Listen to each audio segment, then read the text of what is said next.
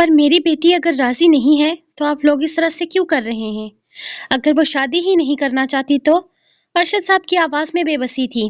وہ اپنی بیٹی کی ضد اور خاندان کی روایات کے درمیان پس رہے تھے۔ تو ٹھیک ہے ارشد صاحب، آپ بتائیے، آپ کیا سوچ رہے ہیں؟ کیا آپ اپنی بیٹی کو طلاق کروانا چاہتے ہیں؟ بابا سائی نے اچانک ہی بڑے سخت الفاظ کہے تو ارشد صاحب خاموش سے ہو گئے تھے۔ طلاق کا لفظ ان کے لیے بہت بھاری تھا۔ نہیں بھائی جان، ایسی بات نہیں ہے۔ دراصل وہ فی الحال شادی نہیں کرنا چاہتی۔ ارشد صاحب نے سمجھانے کی کوشش کی۔ وہ گاؤں کے ماحول سے تھوڑی خوفزدہ ہو گئی ہے۔ 3 سال پہلے جس طرح سے زارم نے آپے سے باہر ہو کر اس ملازم پر تشدد کیا تھا، وہ دیکھ کر وہ گھبرا گئی ہے۔ پھر کسی نے اسے یہ بھی دیکھ لیا کہ یہاں پر مردوں کا عورتوں پر مار پیٹ کرنا ایک عام سی بات ہے۔ بس یہی سب کچھ دیکھ کر وہ ڈر گئی ہے۔ آپ کو تو پتا ہے کہ آج کل کی بچیاں ان سب چیزوں سے کتنی زیادہ خوفزدہ رہتی ہیں۔ ہمارا خدا جانتا ہے ارشد سائیں، آج تک ہمارے گھر کے مرد نے کسی عورت پر ہاتھ نہیں اٹھایا۔ بابا سائی نے درد سے کہا۔ ان کی آواز میں خاندان کی عزت کا احساس تھا۔ وہ تو گاؤں کا ایک جاہل آدمی تھا جس نے اپنی بیوی پر اس طرح سے تشدد کیا تھا۔ اور جہاں تک زارم کی بات ہے تو زارم نے اس ملازم کو اس لیے مارا تھا کیونکہ وہ چھپ کر ہمارے گھر کی بیٹی کو غلط نگاہ سے دیکھ رہا تھا۔ اور اگر ہمارے گھر کی کوئی بچی باہر کا آدمی اس طرح سے غلط نگاہوں سے دیکھے گا تو کیا ہم اس پر ہاتھ دھرے بیٹھے رہیں گے؟ کوئی ایکشن نہیں لیں گے؟ ان معاملوں میں زارم ذرا غصے کا تیز ہے، لیکن وہ اپنی بیوی پر ہاتھ اٹھائے گا یا پھر اسے مارے پیٹے گا، ایسی تو سوچ بھی ہمارے ذہن میں نہیں آتی۔ بابا سائی نے گہری سانس لی۔ اور پھر زارم محبت کرتا ہے مانیہ سے، یہ تو آپ بھی جانتے ہیں۔ ہر 15 سال کا نکاح ہے، نکاح کے بعد محبت تو ہو ہی جاتی ہے۔ اور پھر مانیہ جب 3 سال پہلے یہاں آئی تھی، ہم نے اس کی آنکھوں میں زارم کے لیے محبت دیکھی تھی۔ وہ ہر وقت زارم کے ساتھ رہنا چاہتی تھی۔ کہنے کے لیے وہ صرف 1 ہفتہ تھا، لیکن مانیہ نہ زارم سے الگ ہوئی تھی اور نہ ہی زارم نے اسے خود سے دور ہونے دیا تھا۔ آپ بھی جانتے ہیں 3 سال پہلے وہ 1 ہفتے تک ایک دوسرے کے بہت قریب رہے تھے۔ ان کی آواز میں ماضی کی یادیں تھیں۔ ہم نے کوئی اعتراض نہیں اٹھایا تھا کیونکہ ماشاءاللہ وہ دونوں نکاح کے بندھن میں بندھے ہوئے تھے۔ ہم نے دیکھا تھا وہ 1 ہفتہ ہمارے بیٹے کی زندگی کا بہترین ہفتہ گزرا تھا، جس میں اس کی محرم اس کے ساتھ ہر وقت رہتی تھی۔ زارم نے خود پورا گاؤں اسے گھمایا تھا، یہاں تک کہ یہاں سے جاتے ہوئے بھی بچی بے تحاشا خوش تھی۔ لیکن پھر نہ جانے اسے اگلے ہفتے میں ایسا کیا ہوا کہ مانیہ نے رخصتی لینے سے انکار کر دیا، حالانکہ یہاں رخصتی کی بات اس کے سامنے ہوئی تھی اور وہ عام بچیوں کی طرح شرما رہی تھی۔ ہمیں یقین تھا کہ اب زیادہ وقت نہیں ہے رخصتی میں، اسی لیے ہم نے افشین کے مقابلے کی رسم کے فوراً بعد ہی آپ کے گھر کا رخ کیا تھا۔ لیکن مانیہ نے جب رشتے کے لیے انکار کیا، ہم خود حیران رہ گئے تھے کہ ایسا بھی کیا ہو گیا ہے بچی کو کہ اس نے اچانک ہی رخصتی لینے سے انکار کر دیا، حالانکہ وہ یہاں پر راضی تھی، خوش تھی۔ بابا سائی انہیں دیکھتے ہوئے بول رہے تھے، جبکہ یہ بات تو ارشد صاحب بھی بہت اچھے طریقے سے جانتے تھے کہ 3 سال پہلے جب مانیہ گاؤں سے واپس شہر گئی تھی تب وہ بے تحاشا خوش تھی، ہر وقت زارم زارم کرتی رہتی تھی۔ پھر اچانک سے کیا ہوا تھا کہ اس نے اس رشتے سے ہی انکار کر دیا تھا۔ دیکھیں بابا سائیں، یہ ساری باتیں میں نہیں جانتا، لیکن میں اپنی بیٹی کے حوالے سے کسی طرح کی زبردستی کا قائل نہیں ہوں۔ ارشد صاحب کا لہجہ اب مضبوط ہو چکا تھا۔ میری بچی اپنی زندگی کا فیصلہ خود اپنی مرضی سے کرے تو مجھے خوشی ہوگی، وہ انہیں دیکھتے ہوئے بولے تو بابا سائیں نے ہاں میں سر ہلایا تھا۔ اگر ساری زندگی اپنی بیٹی کو گھر پر ہی بٹھانا تھا تو نکاح کروایا کیوں تھا؟ کمرے کے اندر داخل ہوتے زارم شاہ کے لہجے میں عجیب سا طنز تھا۔ اس کی نظریں سیدھی ارشد صاحب پر تھی۔ زارم سائیں، ہم آرام سے بات کر رہے ہیں نا؟ دادا سائیں بیچ میں بولے تھے۔ مجھے نہیں لگتا کہ یہ معاملہ آرام سے حل ہونے والا ہے دادا سائیں۔ بات صاف ہے، اگر آپ کو اپنی بیٹی کی رخصتی کروانی ہے تو جواب دیجئے، ورنہ زارم نے اپنی بات ادھوری چھوڑی، वरना क्या? अरशद साहब तो गुस्से से उबल पड़े थे। जहां कल तक ये लड़का इन्हें मीटिंग के दौरान हद से ज्यादा पसंद आया था, वहीं आज इसका अकड़ा हुआ अंदाज इन्हें गुस्सा चढ़ा गया था। तुम मुझे धमकी दे रहे हो? वो बेहद गुस्से से बोले थे। वरना मुझे मजबूरन अपनी मर्जी का फैसला करना होगा, और मेरी मर्जी का फैसला आपकी बेटी के लिए यकीनन जबरदस्ती होगा। जालिम ने किसी की परवाह किए बगैर कहा। ओह, तो तुम मुझे धमकी दे रहे हो कि तुम मेरी बेटी के साथ जबरदस्ती रुखसती कर लोगे, और मैं क्या हाथ पर हाथ धरा बैठा रहूंगा? अरशद साहब ने तेवरी चढ़ा कर जवाब दिया। तो इसने कंधे उचकाए थे, जैसे वो वाकई ही ऐसा करने वाला था। मैं राजी नहीं हूँ इस रुखसती के लिए। अरशद साहब ने इसे देखते हुए कहा, तो इसने सिर्फ हाँ में सर हिलाया था। ठीक है, अगर आप ही राजी नहीं हैं तो सारी जिंदगी अपनी बेटी को घर पर बिठाने के लिए तैयार हो जाएं। जालिम परसुकून अंदाज में बोला, मगर इसके अल्फाज में एक चुभन थी। क्योंकि मैं तलाक दूंगा नहीं, और रुखसती आप करवाएंगे नहीं, तो नुकसान आपका ही होगा। बाकी जहां तक आपकी बेटी की मर्जी की बात है, तो हो सकता है वो खुद ही अपनी मर्जी आपको बता दे कल तक। वो ये कहकर खामोश हो गया था, जबकि बाबा साईं ने किसी तरह का कोई रिएक्शन नहीं दिया था। मैं खुद अपनी बेटी से इस बारे में बात करूंगा। मैं खुद देखूंगा कि वो क्या कहती है। अगर वो राजी है तो बात कुछ और है, और अगर वो राजी नहीं तो ऐसा कुछ भी नहीं होगा। वो इसकी आंखों में आंखें डाले बोले थे, क्योंकि ये बात तो वाकई ही परेशान कर देने वाली थी कि इनके खानदान के लोग किसी को तलाक नहीं देते, और फिर अपनी बेटी की तलाक तो कोई भी वालिद नहीं चाहेगा, और बेटी को सारी जिंदगी घर पर बिठा कर रखना तो अपनी बच्ची के साथ ज्यादती थी। मानिया आहिस्ता से अपने कमरे से बाहर निकली थी।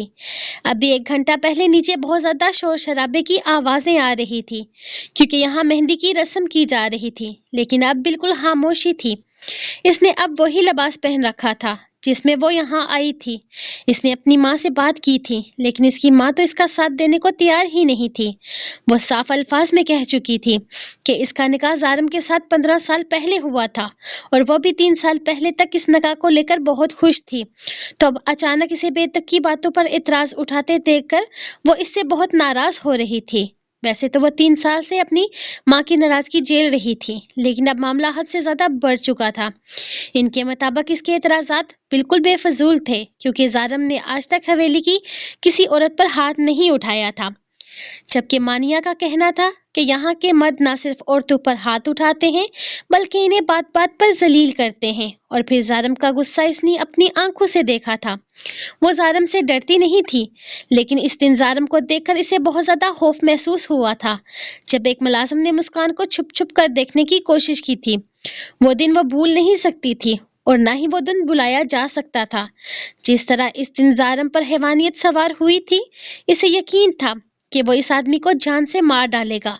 ना जाने इन लोगों ने कैसे इसे कंट्रोल किया था। ना वो दिन भूलने के काबिल था, और ना ही जालिम का इस दिन का गुस्सा। वो इससे खौफजदा हो गई थी, और फिर वो ये जान चुकी थी कि वो गुस्सा कोई आम गुस्सा नहीं, मुस्कान की मोहब्बत में उबलता लावा था, जो जालिम को पागल कर गया था। और फिर इसी दिन गांव के एक आदमी ने अपनी बीवी को बुरी तरह से मारा था, वो भी घर की 4 दीवारी के अंदर नहीं, बल्कि गांव के चौक में। इसने खुद अपनी आंखों से वो मंजर देखा था। वो इस गांव का हिस्सा नहीं रह सकती थी, जहां ऐसी जहालत और तशद्दुद आम सी बात थी।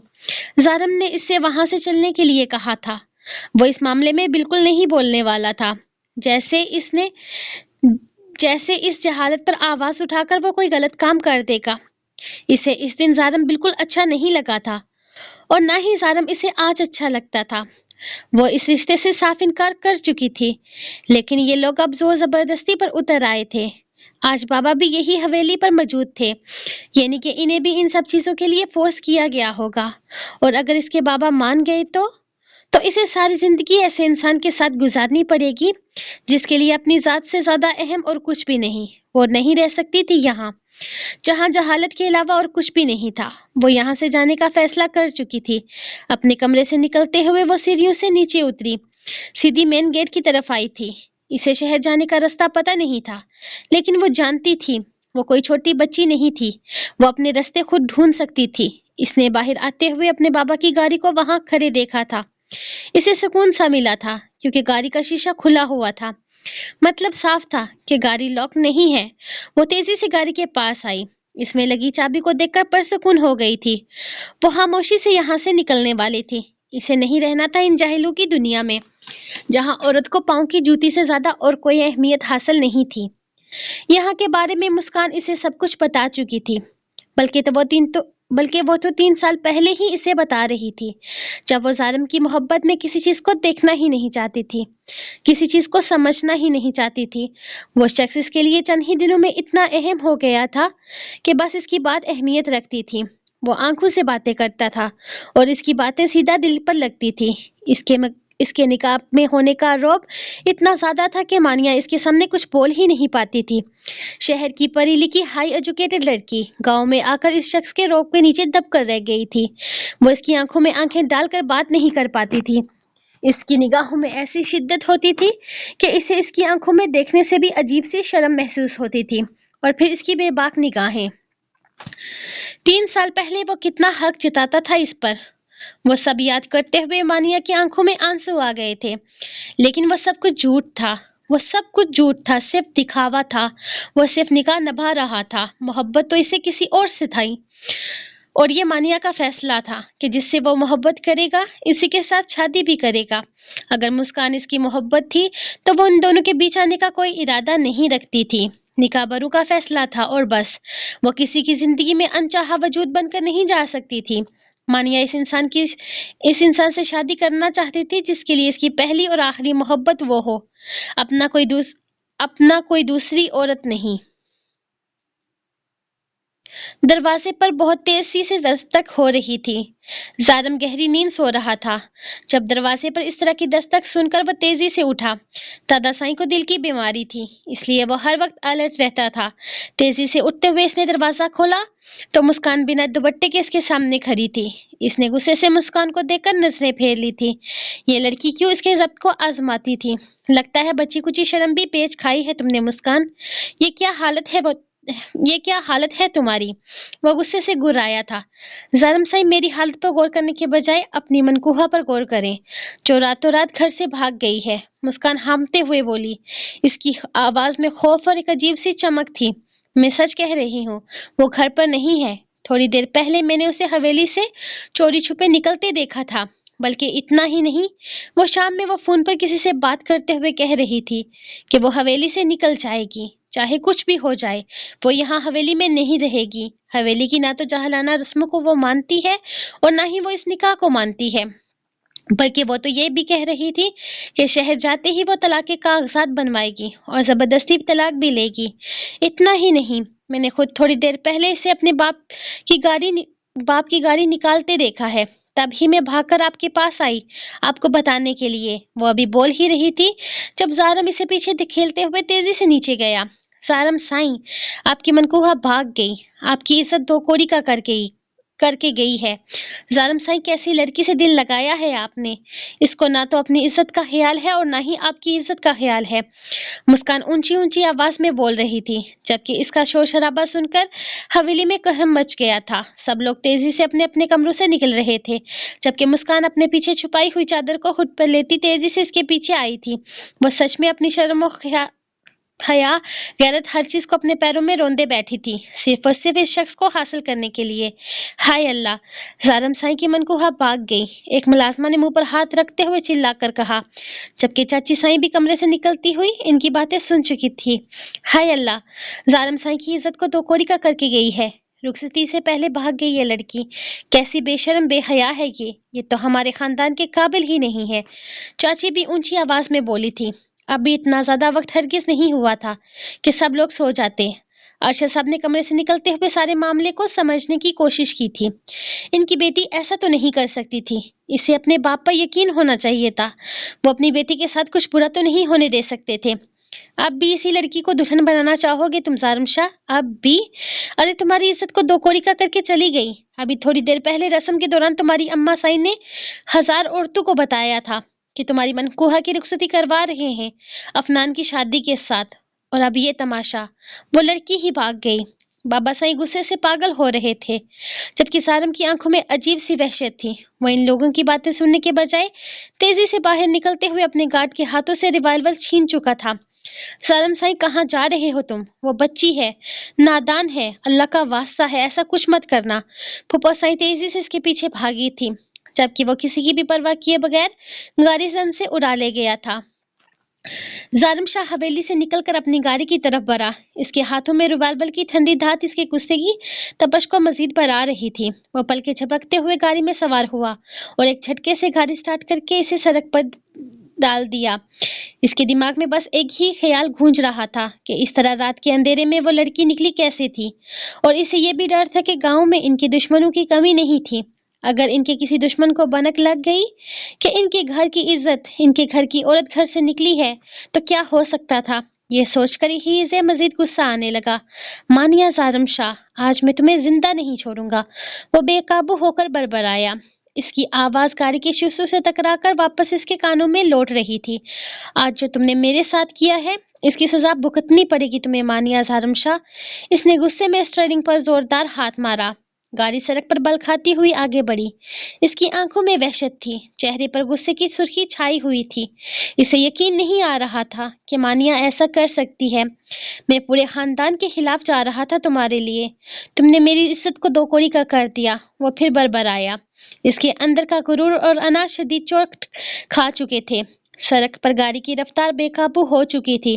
کبھی وہ گاڑی کی سپیڈ انتہائی تیز کرتا جیسے سب کچھ پیچھے چھوڑ دینا ہو، اور کبھی اچانک زوردار بریک لگاتا جیسے اس کا غصہ اسے ٹھہرنے پر مجبور کر رہا ہو۔ اس کے خیالات بکھرے ہوئے تھے، دماغ میں آگ لگی ہوئی تھی۔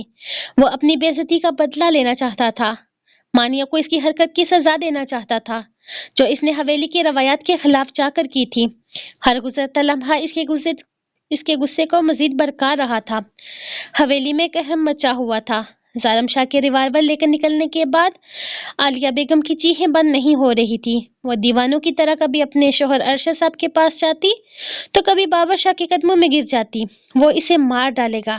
بابا سائیں عالیہ بیگم تڑپ تڑپ کر رو رہی تھی۔ ان کا دوپٹہ سر سے سرک چکا تھا اور آنکھوں سے آنسو کی جھڑی لگی تھی۔ پلیز اسے روکیں، میری بچی کو مار ڈالے گا وہ، میری مانیہ کو، وہ نہیں بچے گی۔ ظالم کے غصے سے وہ اسے مار ڈالے گا۔ ارشد صاحب نے انہیں تھامنے کی کوشش کی، ان کا اپنا دل بھی دہل رہا تھا، لیکن عالیہ بیگم کی بے چینی کم نہیں ہو رہی تھی۔ وہ جانتی تھی کہ وہ اپنی بیٹی سے کتنا ہی ناراض کیوں نہ ہو، لیکن ظالم کے غصے کا وہ اچھی طرح سے واقف تھی۔ ظالم اس وقت کسی کی نہیں سنے گا۔ بابا سائیں، عالیہ بیگم اپنے باپ کی طرف پلٹی، ان کی آواز حلق میں اٹک رہی تھی۔ بابا سائیں، وہ آپ کی بات مانتا ہے، اسے روکیں، وہ اسے زندہ نہیں چھوڑے گا۔ بابا سائیں کا چہرہ بھی پریشانی سے زرد پڑ چکا تھا۔ انہوں نے سر جھکا کر ایک بے بسی بھری نگاہ اپنی بیٹی پر ڈالی۔ اس وقت ظالم کسی کی نہیں سنے گا عالیہ، اب معاملہ اس کی غیرت پر آ گیا ہے۔ ان کے الفاظ عالیہ بیگم کے دل میں خنجر کی طرح پیوست ہو رہے تھے۔ ان کی باتیں سن کر عالیہ بیگم اور بھی بری طرح سے تڑپ تڑپ کر رونے لگی۔ انہیں لگا جیسے ان کی بیٹی کا قسمت کا فیصلہ ہو چکا ہے۔ دوسری طرف اس تمام شور شرابے کے بیچ مسکان اور چاچی ایک دوسرے کو دیکھ کر مسکرا رہی تھی۔ ان کا تیر سیدھا نشانے پر لگا تھا۔ مانیہ اب ظالم کی نظروں سے گر چکی تھی۔ ان کا منصوبہ کامیاب ہو رہا تھا۔ مانیہ نے گاڑی تو چلا لی تھی، مگر اب اسے سمجھ نہیں آ رہا کہ وہ جائے کدھر۔ شہر کا راستہ اسے معلوم نہیں تھا اور گاؤں کی سڑکیں اسے ہر طرف ایک جیسی لگ رہی تھی۔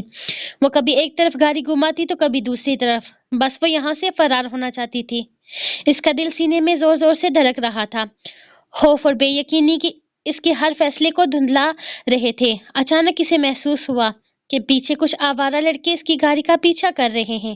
یہ کون تھے؟ مانیہ کو ہرگز نہیں پتا تھا، مگر کہ ان کے انداز سے ظاہر ہو رہا تھا کہ وہ غلط ہیں۔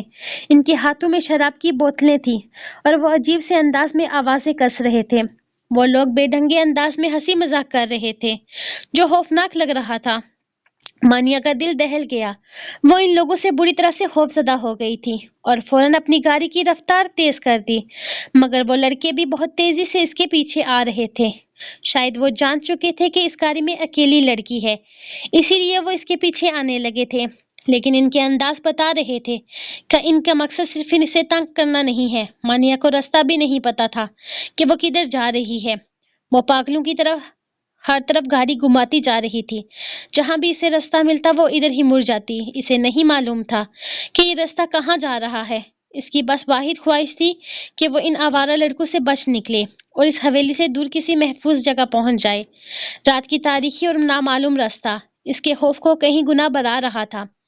مانیہ اپنی گاڑی کو اندھادھند دوہرا رہی تھی جب اچانک کچھ فاصلے پر وہ آوارہ لڑکے اس کی گاڑی کے بالکل سامنے آ گئے۔ کہاں جا رہی ہے چمک چلو آدھی رات کو؟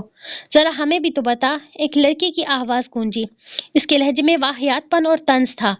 مانیہ نے گاڑی کے بریکس پر زور ڈالا۔ اس نے گاڑی روکنا تو نہیں چاہی تھی مگر وہ لڑکے اس کے سامنے آ چکے تھے۔ وہ گاڑی سے باہر نہیں نکلی تھی لیکن جیسے ہی اس نے دوبارہ گاڑی سٹارٹ کرنے کی کوشش کی انجن نے زوردار آواز دی اور پھر خاموش ہو گیا۔ پچھلے کچھ دیر سے جس تیزی سے وہ گاڑی کو کبھی ادھر اور کبھی ادھر موڑ رہی تھی، اسی وجہ سے گاڑی کا انجن فیل ہو گیا تھا۔ آ گئی نا، پکڑی گئی؟ ایک اور لڑکا ہنسا۔ مانیہ کے دل کی دھڑکنیں اتنی تیز ہو گئی کہ اسے لگا کہ اس کا دل سینے سے باہر آ جائے گا۔ اس کی جان لبوں پر آ گئی تھی۔ جیسے ہی ان لڑکوں نے اس کی گاڑی کی طرف بڑھنا شروع کیا، وہ خوف سے چری لیتی گاڑی پھر سے سٹارٹ کرنے کی کوشش کرنے لگی۔ وہ عجیب گندے اشارے کر رہے تھے اور گندی باتیں بول رہے تھے جو مانیہ کو اندر تک دہلا رہی تھی۔ گاڑی سے نکلنے کے علاوہ اس کے پاس کوئی راستہ نہیں تھا۔ اس نے فوراً دروازہ کھولا اور باہر نکل کر بھاگنے کی کوشش کی مگر اس سے پہلے کہ وہ چند قدم بھی چل پاتی، وہ لڑکے اس پر جھپٹے اور اسے زبردستی پکڑ لیا۔ مانیہ کی چیخیں حلق میں ہی دب کر رہ گئی تھی۔ اس کے پورے وجود پر خوف طاری ہو چکا تھا۔ مانیہ کی چیخیں رات کی خاموشی میں دب کر رہ گئی۔ ان لڑکوں نے اسے زبردستی ایک بڑے پتھر پر گرا دیا۔ مانیہ نے ہر ممکن کوشش کی کہ وہ اپنا آپ چھڑوا لے لیکن نشے میں دھت ان لڑکوں کی طاقت کے آگے وہ بے بس تھی۔ ایک لڑکے نے بے شرمی سے اپنی شرٹ اتاری جبکہ باقیوں نے اس کے بازوؤں اور ٹانگوں کو مضبوطی سے پکڑنے کی کوشش کی۔ چل سب سے پہلے تیری باری، پھر میری باری، آج رات ساری مزے کریں گے۔ ایک ایک کہکا آواز رات کے سناٹے میں ایک خوفناک گونج بن گئی۔ مانیہ اپنا آپ سنبھال نہیں پا رہی تھی۔ وہ حد سے زیادہ ڈر گئی تھی۔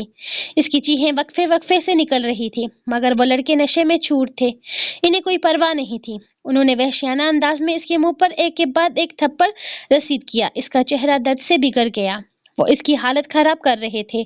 ایک لڑکے نے اس کے جبڑے کو اتنی زور سے پتھر کے ساتھ دبایا کہ اس کی چیخوں کا گلا گھٹ گیا۔ وہ صرف سسکیاں بھرنے لگی۔ اس کی آنکھوں میں بے بسی اور دہشت کے سوا کچھ بھی نہیں تھا۔ مانیہ کی سسکیاں اور نشے میں دھت ان لڑکوں کے واہیات قہقہے رات کی گہری خاموشی میں زہر گھول رہے تھے۔ وہ بے بسی سے پتھر پر پڑی تھی، ہر ممکن کوشش کے باوجود خود کو چھڑوا نہیں پا رہی تھی۔ اس کے جسم پر ان کے گندے ہاتھوں کا لمس کسی زہر کی طرح پھیل رہا تھا۔ اسے لگا بس اب سب کچھ ختم ہو جائے گا۔ اس نے اپنی پوری طاقت سے چیخنے کی کوشش کی مگر اس سے پہلے کہ اس کی آواز بلند ہوتی، ایک ہاتھ نے اس کے منہ پر زوردار تھپڑ رسید کیا، پھر دوسرا، پھر تیسرا۔ شاید وہ اسے تکلیف کی انتہا پر لے جانا چاہتے تھے۔ اس کی آنکھوں میں بے بسی اور دہشت کے سوا کچھ بھی نہیں تھا۔ اسے اپنی موت نظر آ رہی تھی اور پھر اچانک ایک زوردار گولی کی آواز نے رات کے سناٹے کو چیر دیا۔ گولی سیدھا اس آوارہ لڑکے کے کندھے کے آر پار ہو گئی جس نے ابھی اپنی شرٹ اتاری تھی۔ وہ درد سے چیختا ہوا لڑکھڑا کر گرا۔ اس کے ہاتھوں سے شراب کی بوتل چھوٹ گئی اور سڑک پر بکھر گئی۔ خون کا دھبا تیزی سے اس کے لباس پر پھیلنے لگا۔ اس سے پہلے کہ کوئی سمجھ پاتا، دوسرا وار ہو چکا تھا۔ سارم شاہ وہاں پہنچ چکا تھا۔ وہ کسی وحشی درندے کی طرح ان پر جھپٹا۔ اس کی آنکھوں میں خون اترا ہوا تھا، چہرے پر غصے کی ایسی سرخی تھی جو اسے پہچاننے نہیں دے رہی تھی۔ دوسرا لڑکا جو مانیہ کے قریب تھا اور ابھی بھی اس کے بازو کو پکڑے ہوئے تھا، اس کے چہرے پر زارم کا جوتا پڑا۔ وہ زوردار چیخ مار کر گرا۔ زارم نے اپنا پیر اس کے منہ پر اس بری طرح سے رگڑا کہ اس کی جلد پتھر کے ساتھ ہی اترنے لگی۔ اس لڑکے کا منہ خون اور مٹی سے لت پت ہو گیا اور وہ درد سے بے ہوش ہو گیا۔ تو نے میری عزت پر ہاتھ ڈالا۔ سارم شاہ کی آواز بجلی کی گرج کی طرح تھی۔ میری عورت پر گندی نگاہ ڈالی۔ زارم شاہ کی عورت پر۔ اس کے لہجے میں ایسا غضب تھا کہ ارد گرد کی فضا بھی کانپ اٹھی۔ اس کی غیرت پر وار ہوا تھا۔ اس کی انا کچل دی گئی تھی اور اب وہ درندگی کی انتہا پر تھا۔ اسے یاد آیا کیسے حویلی اس کی عزت کی دہائیاں دے رہی تھی اور یہ بے غیرت اس کی عزت کو پامال کرنے کی کوشش کر رہے تھے۔ وہ اپنی حویلی کی روایات کا وارث تھا جہاں عورت کی عزت مرد کی زندگی سے بڑھ کر تھی اور آج اس کی نکاحی عورت پر ہاتھ اٹھانے والے تھے۔ اس نے غصے سے ریوالور اٹھایا۔ اس کی آنکھیں شعلے اگل رہی تھی۔ اس کی نظر اس لڑکے پر پڑی جو ابھی بھی درد سے کرا رہا تھا۔ اس نے ایک فیصلہ کیا۔ وہ اس لڑکے کے اس مقام پر گولی چلائی جہاں وہ زندگی میں کبھی کسی کے ساتھ غلط کرنے کے بارے میں کیا سوچتا۔ لوگ ساری زندگی اس کی نامردگی پر ترس کھائیں گے۔ گولی کی آواز دوبارہ گونجی اور وہ لڑکا تڑپ تڑپ کر خاموش ہو گیا۔ اس کے بعد زارم نے باقی دونوں لڑکوں کو بھی نہیں بخشا۔ اس نے انہیں اس طرح پیٹا کہ ان کے جسم میں کوئی ہڈی سالم نہیں بچی تھی۔ ہر ضرب کے ساتھ اس کی آنکھوں میں وحشت بڑھتی جا رہی تھی۔ اس نے کسی کو بھاگنے نہیں دیا تھا کیونکہ اگر ان میں سے کوئی بھی ایک صحیح سلامت چلا جاتا تو وہ زارم شاہ کی غیرت پر وار ہوتا۔ اس کا غصہ آسمانوں کو چھو رہا تھا۔ سڑک پر ان کی چیخیں درد اور ہڈیاں ٹوٹنے کی بھیانک آواز سے گونج رہی تھی۔ یہ انتقام تھا زارم شاہ کی غیرت کا، اس کی انا کا اور اس کی ملکیت کا۔ وہ اپنی عزت کے لیے ہر حد پار کر چکا تھا۔ یہ صرف مانیہ کا معاملہ نہیں تھا، یہ اس کی ذاتی توہین تھی۔ جبکہ مانیہ زخمی حالت میں خون میں لت پت پتھر پر پڑی بس خوف سے آنکھیں پھاڑے اسے دیکھے جا رہی تھی۔ اس کے لیے یہ منظر ایک خوفناک خواب جیسا تھا جس میں اس کا منقوہ ایک درندے میں بدل چکا تھا۔ وہ زارم سے خوفزدہ نہیں تھی، وہ اس کے اس روپ سے دہشت زدہ ہو گئی تھی۔ اس کا چہرہ جو پہلے ان آوارہ لڑکوں کے خوف سے پیلا پڑ گیا تھا اب زارم کی درندگی دیکھ کر مزید سفید ہو چکا تھا۔ اسے یقین نہیں آ رہا تھا جو شخص چند لمحے پہلے اسے بچانے آیا تھا وہ خود اتنا ہونہار ہو سکتا ہے۔ ان چاروں کو ان کے انجام تک پہنچا کر زارم شاہ کے جسم سے جیسے آگ کے شعلے نکل رہے تھے۔ وہ پلٹا تو اس کی نظر مانیہ پر پڑی جو پتھر پر زخمی حالت میں پڑی خوف سے بری طرح کانپ رہی تھی۔ اس کی آنکھوں میں دہشت تھی۔ وہ منظر جس سے وہ ابھی گزری تھی اس کے ذہن پر نقش ہو چکا تھا۔ ظالم کا چہرہ ابھی بھی غصے سے سرخ تھا، اس کی آنکھوں میں وحشت باقی تھی۔ وہ خاموشی سے مانیہ کی طرف بڑھا۔ ہر قدم کے ساتھ مانیہ کی سانس حلق میں اٹک رہی تھی۔ اسے لگا اب زارم اسے مزید سزا دے گا۔ وہ خوف سے اپنی آنکھیں بند کر چکی تھی۔ زارم سائیں اس کے قریب پہنچا اور ایک لمحے کی بھی دیر کیے بغیر ایک جھٹکے سے اس کے بازو سے پکڑا۔ اس کی گرفت اتنی سخت تھی کہ مانیہ درد سے کرا اٹھی مگر اس کے منہ سے آواز نہ نکلی۔ زارم نے اسے اپنے کندھے پر ڈالا اور بغیر کسی لفظ کے وہاں سے چل دیا۔ مانیہ کچھ بولنے کے قابل نہیں تھی، اس کا پورا وجود لرز رہا تھا۔ اس میں نہ تو کچھ بولنے کی ہمت تھی اور نہ ہی کچھ کرنے کی۔ اسے بس یہ پتا تھا کہ اگر آج زارم شاہ وہاں نہ ہوتا تو وہ بے آبرو ہو جاتی۔ یہ خیال ہی اس کی روح تک کو ہلا رہا تھا۔ زارم کی گرفت میں وہ بے جان سی پڑی تھی۔ زارم شاہ نے مانیہ کو کندھے پر ڈالا اور کسی کی پرواہ کیے بغیر اپنی گاڑی کی طرف بڑھا۔ اس کا چہرہ غصے سے پتھرایا ہوا تھا، آنکھوں میں وہ درندگی ابھی تک موجود تھی جو اس نے ان آوارہ لڑکوں کو پیٹتے ہوئے دکھائی تھی۔ مانیہ اس کے کندھے پر بے سود پڑی تھی، اس کا وجود خوف اور صدمے سے بے جان ہو چکا تھا۔ اس نے مانیہ کو گاڑی کی پچھلی سیٹ پر پھینکا۔ اس کی حرکت میں کوئی نرمی نہیں تھی جبکہ خود ڈرائیونگ سیٹ پر بیٹھا اور گاڑی ایک جھٹکے سے سٹارٹ کی۔ ٹائروں کی چیخیں سڑک پر گونجی اور گاڑی فل سپیڈ میں اندھیری سڑکوں پر چڑچڑاتی ہوئی دوڑنے لگی۔ زارم کا غصہ ابھی بھی آسمان پر تھا، وہ ہر گزرتے لمحے کے ساتھ بڑھتا جا رہا تھا۔ اس کی آنکھوں کے سامنے بار بار وہی منظر آ رہا تھا، وہ آوارہ لڑکے مانیہ پر جھکے ہوئے اس کی عزت پر ہاتھ ڈالنے ہی والے تھے۔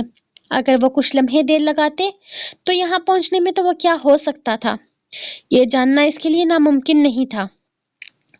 وہ لوگ اس کی غیرت کو پامال کر دیتے صرف اور صرف اس لڑکی کی ایک غلطی کی وجہ سے۔ آج وہ بے عزت ہوتے ہوتے رہ گیا تھا اور اس کے نزدیک یہ غلطی نہیں بلکہ گناہ تھا جو معافی کے لائق نہیں تھا۔ میری عورت پر، میری غیرت پر ہاتھ ڈالنے کی کوشش کی گئی، احسان چودھری تیری نسل میں اپنے ہاتھوں سے تباہ کروں گا، وہ غصے سے چلایا تھا۔ اس کے دماغ میں وہ منظر ہتھوڑے کی طرح بج رہا تھا۔ اس نے اسٹیئرنگ پر اپنی گرفت مزید سخت کی، اس کے ہاتھوں کی رگیں تن گئی اور لکیریں واضح ہو گئی۔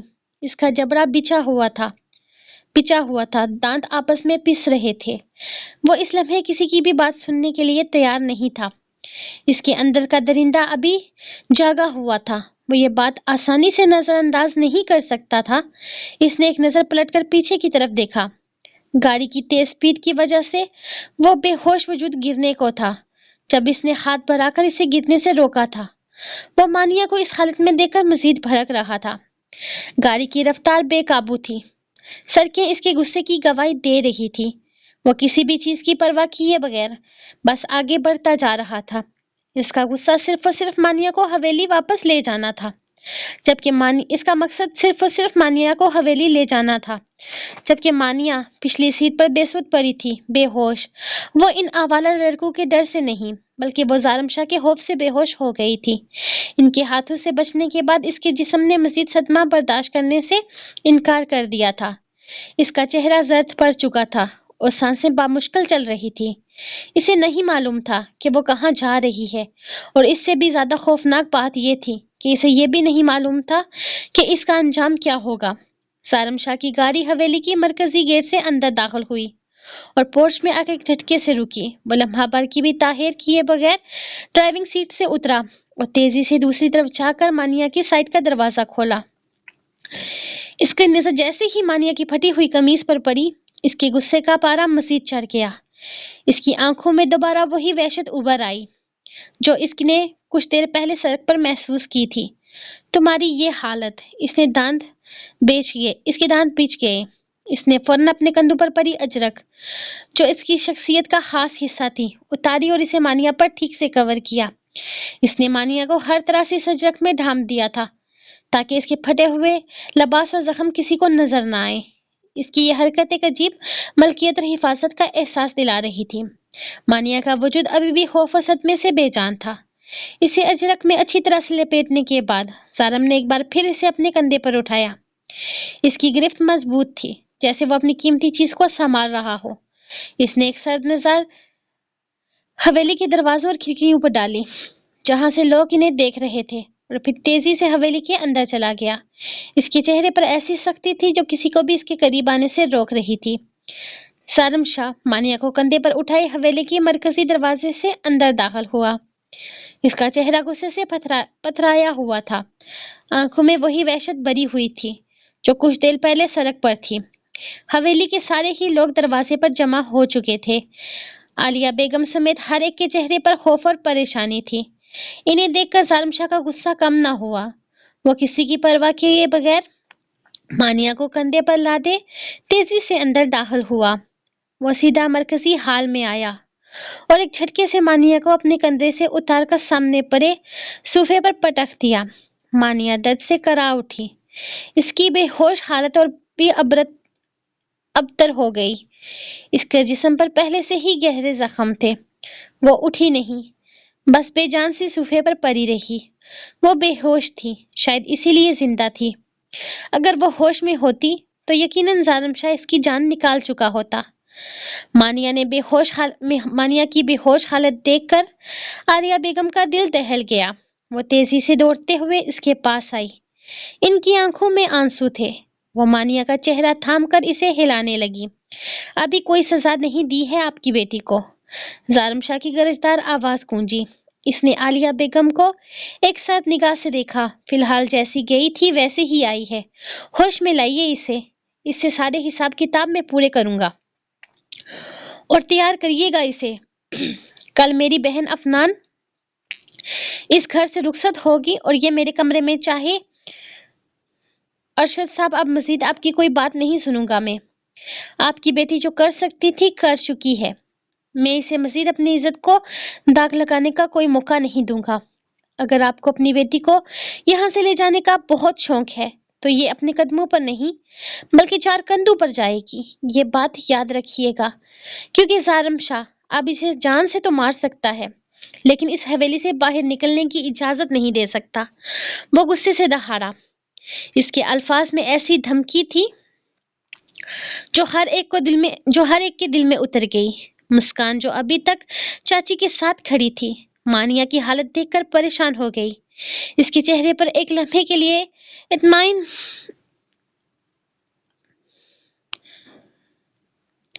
غائب ہو گیا جو کچھ دیر پہلے تھا۔ اسے اندازہ نہیں تھا کہ ظالم کا غصہ اس حد تک جا سکتا ہے۔ حویلی میں موجود تمام افراد، عورتیں اور مرد اس منظر کو دیکھ کر دم بہدر رہ گئے۔ عالیہ بیگم کی چیخیں آنسو حلق میں ہی دب کر رہ گئے تھے۔ سالم کی آنکھوں میں اس وقت کوئی رشتہ، کوئی لحاظ نہیں تھا۔ وہ صرف اپنے غصے اور اپنی توہین کے جنون میں مبتلا تھا۔ دیکھا ارشد سائیں، اپنی لاپرواہیوں کا نتیجہ، بابا سائیں نے سخت لہجے میں کہا۔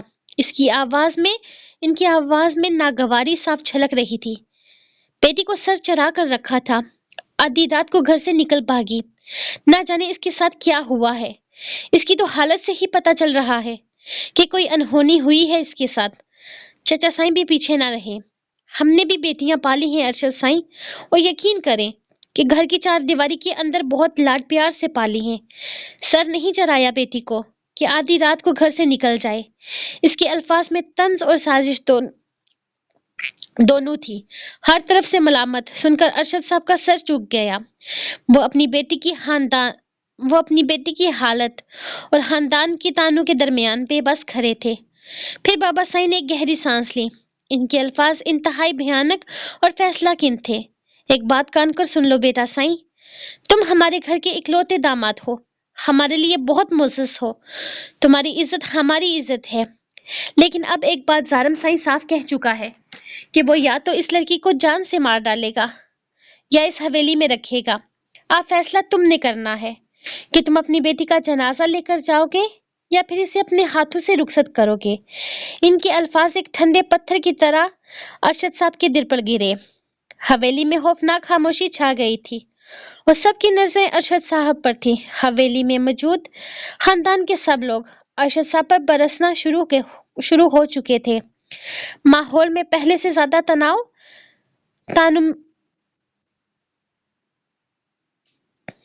اب مزاحمت اور طعنوں میں بدل چکا تھا۔ وہ یہ فیصلہ لینے پر مجبور ہو گئے تھے۔ مانیہ کو ہوش آیا تو کمرے میں سوائے مسکان کے اور کوئی بھی نہیں تھا۔ وہ اٹھ کر بیٹھی تو اسے اپنا سر بری طرح سے گھومتا ہوا محسوس ہوا۔ درد کی ایک لہر اس کے پورے وجود میں سرد کر گئی۔ تم ٹھیک ہو مانی؟ مسکان بے تابی سے اس کے قریب بیٹھی۔ یا اللہ، میں بہت ڈر گئی تھی کل رات جب میں نے تمہیں حویلی سے نکلتے دیکھا۔ مجھے یہی لگا تھا کہ تم بھاگنے میں کامیاب ہو جاؤ گی، لیکن پھر کسی ملازم نے جا کر ظالم سائیں کو بتا دیا تم یہاں حویلی سے بھاگ نکلی ہو۔ مسکان کی آواز کانپ رہی تھی۔ ظالم سائیں غصے سے پاگل ہو کر ریوالور لے کر نکلے تھے۔ اس نے مانیہ کا ہاتھ تھام لیا۔ وہ کہہ رہے تھے وہ تمہیں جان سے مار ڈالیں گے، اور وہ اب بھی تمہیں جان سے مار دینا چاہتے ہیں۔ میں سچ کہہ رہی ہوں، میں نے ان کی آنکھوں میں ایسی وحشت دیکھی ہے، وہ تمہیں زندہ نہیں چھوڑیں گے۔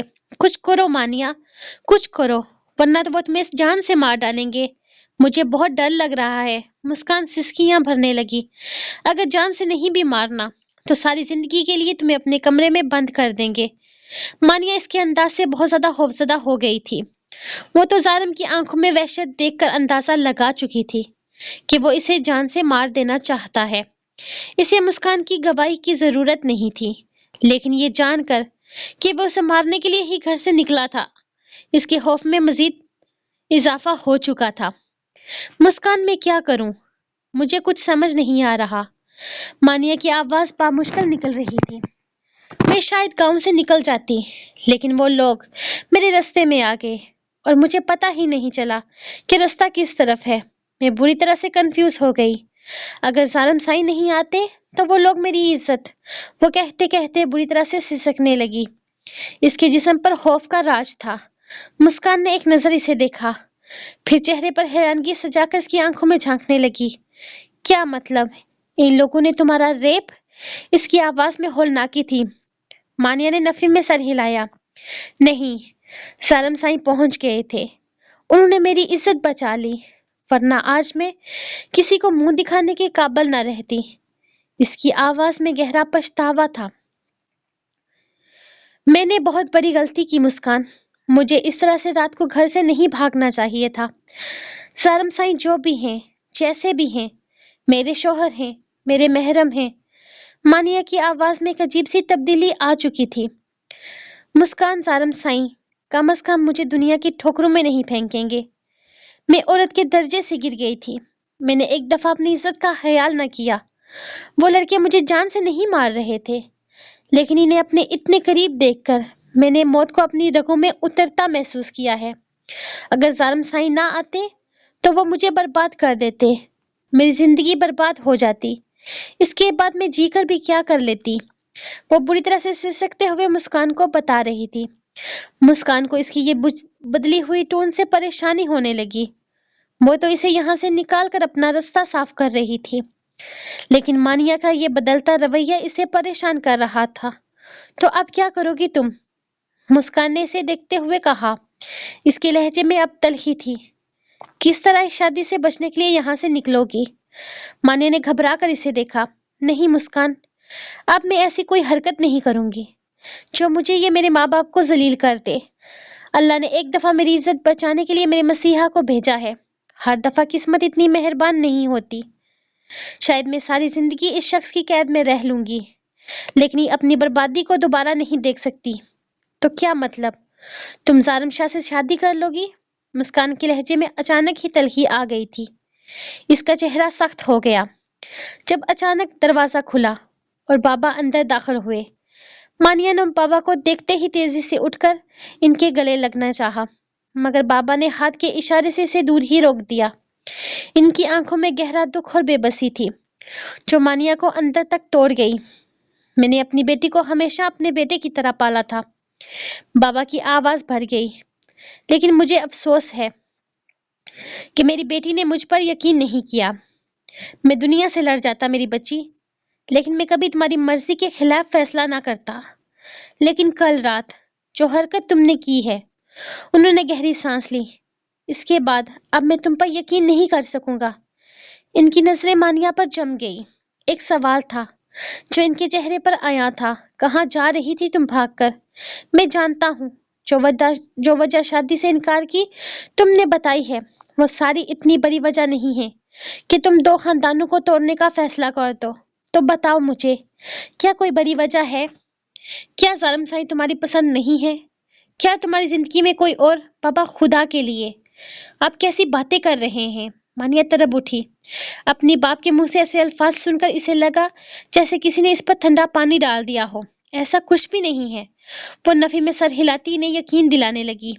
اگر ایسا نہیں ہے تو پھر انکار کی کوئی وجہ مجھے سمجھ نہیں آتی، اور میں اپنا فیصلہ نیچے سنا کر آیا ہوں۔ میں اپنی بیٹی کو ظالم شاہ کے ساتھ رخصت کر رہا ہوں۔ انہوں نے ایک پل کو رکا۔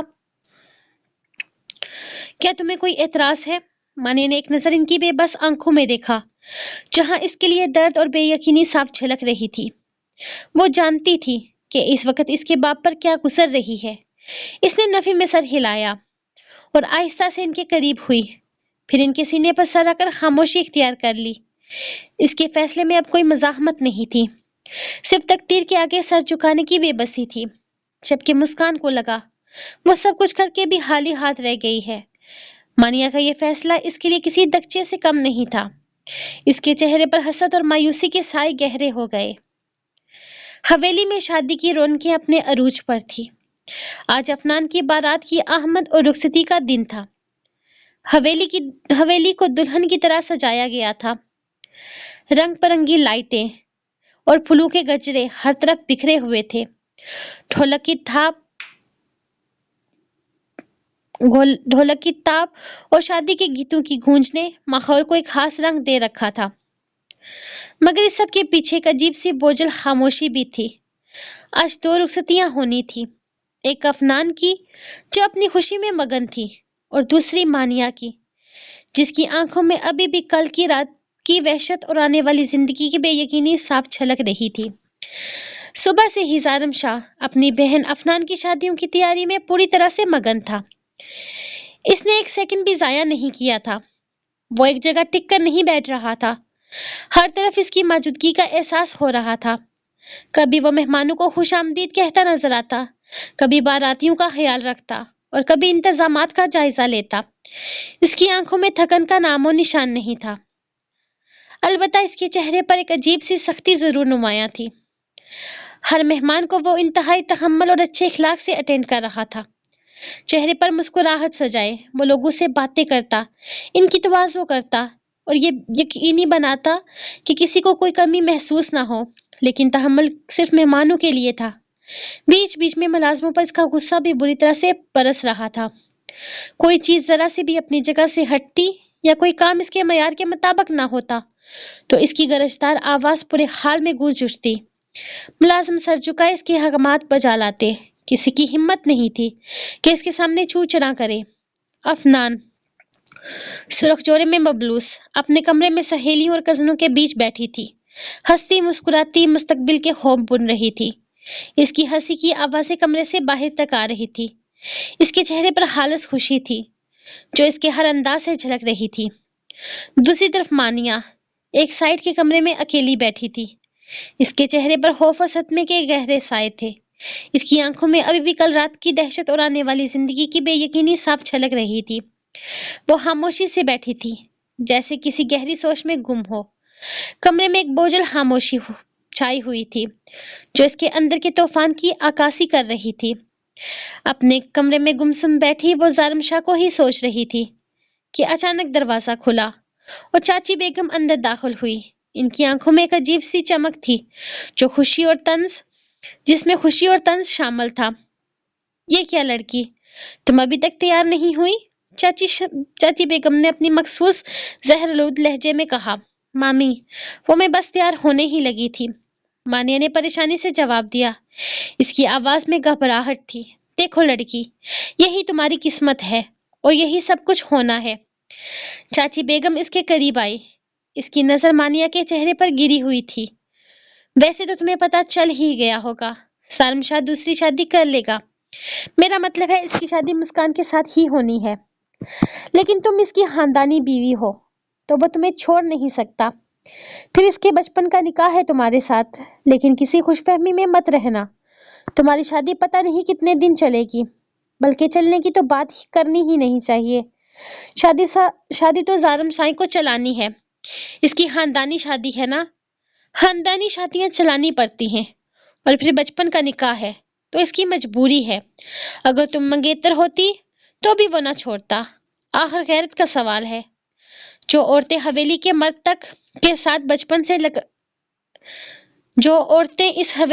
کے نام کے ساتھ بچپن سے لگا دی گئی ہو، حویلی کے مرد اسے کسی قیمت پر نہیں چھوڑتے، وہ تو ان کی ملکیت میں آ جاتی ہے، لیکن جس سے محبت کرتے ہیں اسے چھوڑنے کا تو سوال ہی نہیں پیدا ہوتا۔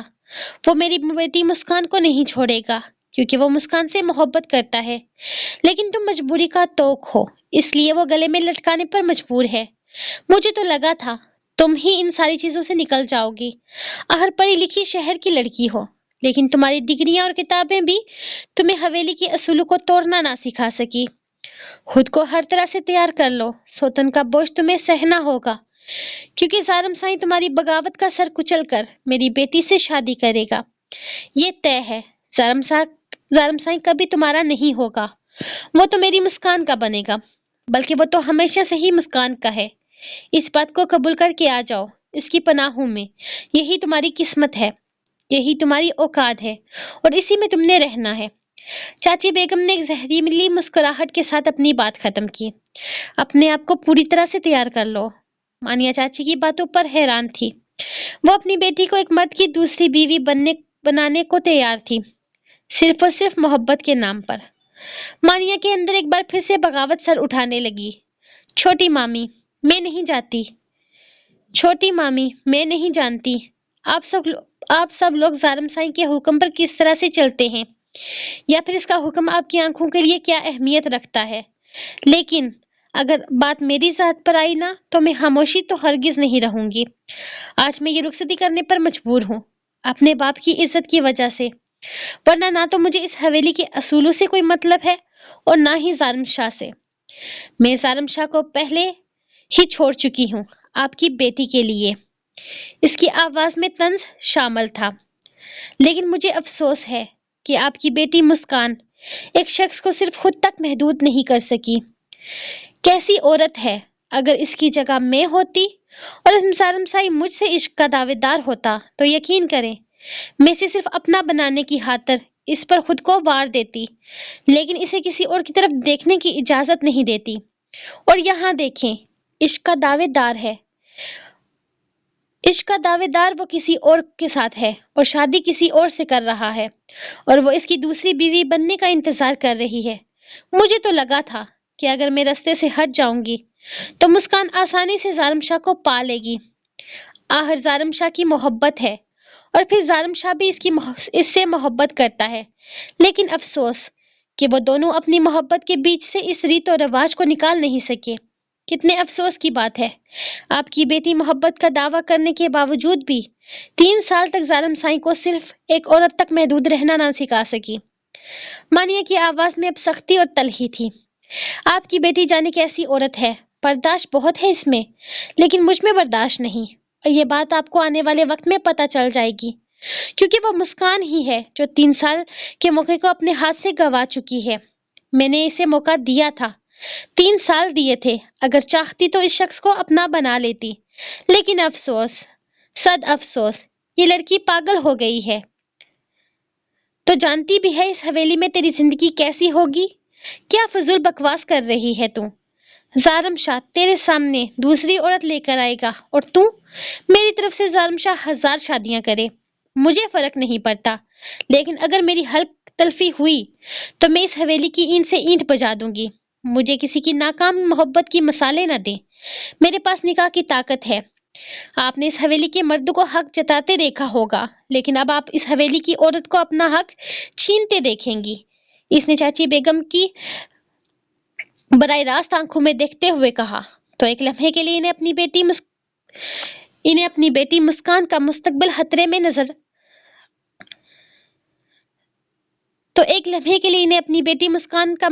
اندھیرے میں جاتا محسوس ہوا۔ باقی اب آپ جا سکتی ہیں، مجھے ظالم سائیں کی دلہن بننا ہے۔ چاچی بیگم اس کی اتنی لمبی زبان پر حیران رہ گئی تھی۔ وہ تو اسے کنٹرول کرنے اور دبانے آئی تھی، لیکن وہ اندازہ لگا چکی تھی یہ لڑکی آسانی سے دبنے والی ہرگز نہیں تھی۔ یہ 3 سال پہلے والی وہ معصوم اور سیدھی سادی سی مانیہ نہیں تھی جو ہر کسی کی بات سن کر خاموش ہو جاتی تھی۔ ظالم شاہ کی نظر حویلی کے ہر کونے پر تھی، وہ ہر چیز کو سنبھال رہا تھا۔ اندر آتے ہوئے اس کی نظر چاچی بیگم پر پڑی جو نیچے مہمانوں کے ساتھ بے فکری سے گھوم پھر رہی تھی۔ اس نے غصے سے انہیں پکارا، چاچی سائیں، میں نے آپ کو کوئی کام دیا تھا۔ ظالم نے اچانک انہیں روکا، اس کی آواز میں سختی تھی۔ چاچی بیگم ظالم کو دیکھتے ہی عجیب سے انداز میں آنکھیں پوچھنے لگی، جیسے وہ رو رہی ہوں۔ کام دیا تھا یا بے عزتی کروانے بھیجا تھا مجھے اپنی منقوہ کے کمرے میں؟ ان کا لہجہ شکایت سے بھرا ہوا تھا۔ اتنا ذلیل کیا ہے اس نے مجھے، حد نہیں کرتی ہے یہ حویلی؟ کیا اس کے اصول؟ کیا وہ اینٹ سے اینٹ بجا دے گی یہاں کی؟ انہوں نے مانیہ کی باتوں کو اپنے انداز میں پیش کیا تھا۔ ارے میں تو اس کی زبان کے جوہر دیکھ کر حیران رہ گئی۔ کہتی ہے ظالم شاہ یہ شادی کر کے بہت پچھتائے گا، ساری زندگی سکون کا سانس نہیں لینے دوں گی اسے۔ چاچی بیگم نے ظالم کی آنکھوں میں آنکھیں ڈال کر ڈرامائی انداز میں کہنا جاری رکھا، اتنا ہی نہیں، وہ کہہ رہی تھی کہ نہ تو وہ حویلی کے رسم و رواج کو مانتی ہے اور نہ ہی وہ کسی کے دبدبے میں آنے والی ہے۔ وہ اپنی مرضی سے جیے گی، یہاں کیا وہاں کیا، وہ اپنی زندگی میں کسی کے لیے کوئی بدلاؤ نہیں لائے گی۔ ظالم سائیں، مجھے تو اس لڑکی کے ارادے ٹھیک نہیں لگ رہے، میری مانو تو ختم کرو اس تعلق کو یہیں پر۔ کیوں اپنے گلے میں ساری زندگی کا توق ڈال رہے ہو؟ میں نے آپ سے کہا تھا کہ اسے تیار ہونے کے لیے کہیے۔ وہ کہا آپ نے؟ وہ ذرا سختی سے بولا۔ ہاں کہہ دیا تھا۔ چاچی بیگم نے لمبی آہ بھری، لیکن آگے سے اس کا انداز ایسا تھا کہ بس اس نے مجھے بازو سے پکڑ کمرے سے باہر نہیں نکالا، باقی کوئی کسر نہیں چھوڑی اس نے مجھے بے عزت کرنے میں۔ اس نے آپ کے ساتھ بدتمیزی کی، ظالم جیسے یقین نہیں کر پا رہا تھا، اس کی بنیں تن گئی۔ بدتمیزی کی سو کی، لیکن اس نے میری بیٹی کے کردار پر انگلی اٹھائی۔ ظالم سائیں، چاچی کا لہجہ ایک دم بدل گیا، اب ان کی آواز میں غصہ اور مظلومیت تھی، اور یہ بات میں برداشت نہیں کر سکتی۔ مسکان تم سے محبت کرتی ہے، اس کو سنہری خواب تمہاری ماں سائیں نے دکھائے ہیں۔ میری معصوم بچی اتنی قصوروار نہیں ہے جتنا اسے ہر چیز کے بیچ میں لایا جا رہا ہے۔ انہوں نے ظالم کو اپنے باتوں میں الجھانے کی کوشش کی تھی۔ دیکھو بیٹا، میں یہ ساری چیزیں ہنس کھیل کر برداشت کر لوں گی، اپنی بیٹی کو بھی سمجھا لوں گی، لیکن یہ جو میری بیٹی کے کردار پر بات آ رہی ہے، یہ میں برداشت نہیں کر سکوں گی۔ انہوں نے اس کی سرخ آنکھیں دیکھ کر مزید آگ بھڑکائی۔ شادی کا جوڑا صبح سے اس کے کمرے میں پڑا ہے، بس اٹھا کر پھینکنے کی کسر رہ گئی ہے، باقی اس نے کوئی کسر نہیں چھوڑی۔ وہ یہ کہہ کر زارم کو وہیں کھڑا چھوڑ کر آگے بڑھ گئی، جبکہ زارم شاہ کا غصہ ایک دفعہ پھر سے سوانیزے پر پہنچ گیا تھا۔ اس کی آنکھوں میں ایک بار پھر وہی وحشت ابھر آئی۔ زارم شاہ پھرتے ہوئے شیر کی طرح بنا دستک دیے کمرے کے اندر داخل ہوا۔ مانیہ اس وقت لہنگا پہننے کے بعد اوپر چولی کی ڈوریاں باندھنے کی کوشش کر رہی تھی۔ آئینے کے سامنے کھڑی وہ پوری طرح سے پیچھے اپنی پیٹھ کو دیکھنے میں ہلکان ہو رہی تھی کہ اچانک زارم اندر آیا۔ اس کے اس طرح سے غصے میں آنے پر مانیہ کو کسی چیز کا ہوش نہیں رہا تھا۔ وہ تیزی سے پلٹ کر اپنا دوپٹہ اٹھانا چاہتی تھی جب اچانک ہی زارم شاہ نے اسے بازو سے پکڑ کر قریب کھینچتے ہوئے اپنے آگے کھڑا کر لیا۔ آئینے میں ان دونوں کا عکس ایک مکمل خوبصورت کپل کی تصویر پیش کر رہا تھا، مگر یہ خوبصورتی اس وقت کی کرواہٹ سے بالکل خالی تھی۔ زارم نے جیسے ہی اس کی پریشانی کو بھانپ لیا تھا، اس نے اپنے ہاتھوں کو آہستہ سے اس کی ڈوریوں کے ساتھ الجھایا اور انہیں کسنے لگا۔ اس کے انداز میں کوئی ہچکچاہٹ نہیں تھی، بلکہ حق تھا۔ اس کے لمس سے مانیہ کانپ اٹھی۔ زارم سائیں، اس کی آواز بامشکل نکلی۔ اسے امید نہ تھی کہ وہ اس طرح سے اچانک آ جائے گا۔ کیا ہوا؟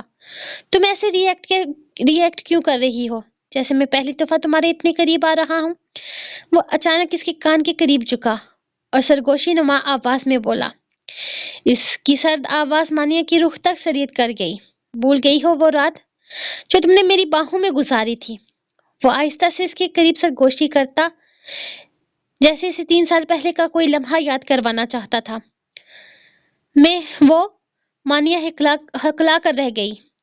اس رات بہت بارش ہوئی تھی نا؟ تم خوفزدہ تھی، ڈری ہوئی، میری باہوں میں پگھلتی ہوئی۔ زارم کے لہجے میں ایک عجیب سا طنز تھا۔ مجھے لگا نہیں تھا کہ اس رات کے لمحات اتنے بھاری پڑیں گے تم پر کہ تم میرے خوف سے، میرے قریب ہونے کے ڈر سے یہ رشتہ ہی ختم کرنے کے بارے میں سوچو گی۔ کیا اتنا بھیانک ثابت ہوا تھا تمہارے لیے؟ اتنا ڈر، اتنا خوف ہے تمہیں میرا؟ حالانکہ میں نے تو کافی نرمی دکھائی تھی اس رات۔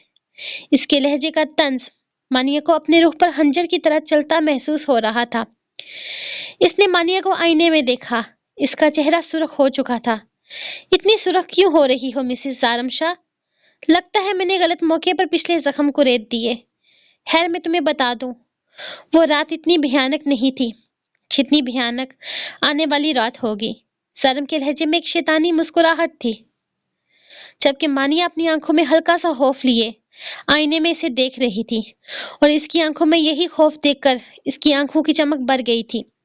جس طرح تم نے میری عورت، میری غیرت ہو کر مجھے رسوا کیا، ہر چیز کا انتقام گن گن کر لوں گا۔ اس کی آنکھوں میں وحشت واپس آ چکی تھی۔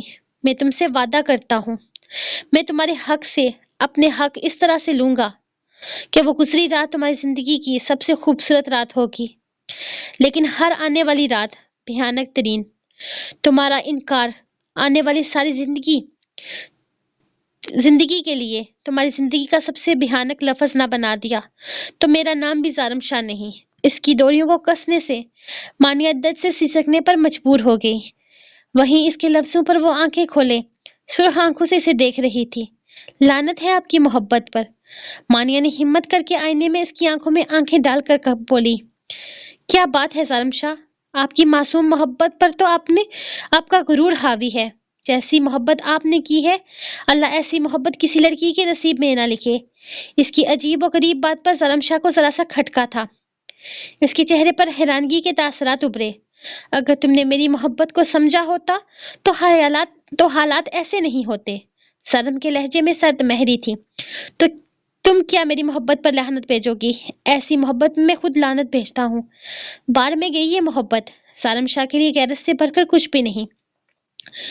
اس نے مانیہ کا بازو مضبوطی سے پکڑا۔ تیار ہو جاؤ، اپنے آپ کو پور پور سجا لو میرے لیے، کیونکہ آج کی رات زارم شاہ تمہارے سارے کسپل نکال کر تم پر اپنی ملکیت کی اصل مہر لگائے گا۔ وہ ایک جھٹکے سے اسے خود سے دور پھینکتے ہوئے کمرے سے باہر نکل گیا تھا۔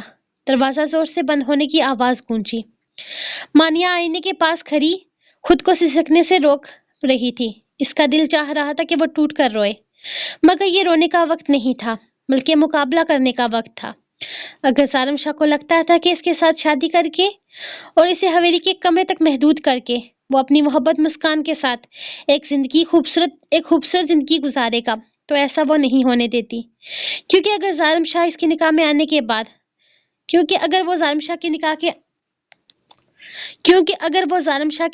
آنے کے بعد صرف اس کی ملکیت بن چکی تھی، تو پھر ظالم شاہ بھی صرف اس کا تھا۔ میں بھی دیکھوں گی کہ ظالم شاہ میرے ہوتے ہوئے تم میری زندگی میں اپنی محبت کو کس طرح سے لاتے ہو۔ اس کی آنکھوں میں ایک نیا عزم جھلک رہا تھا۔ اگر میں تمہاری قیدی بنوں گی تو تمہیں بھی میرا قیدی بن کر رہنا ہوگا۔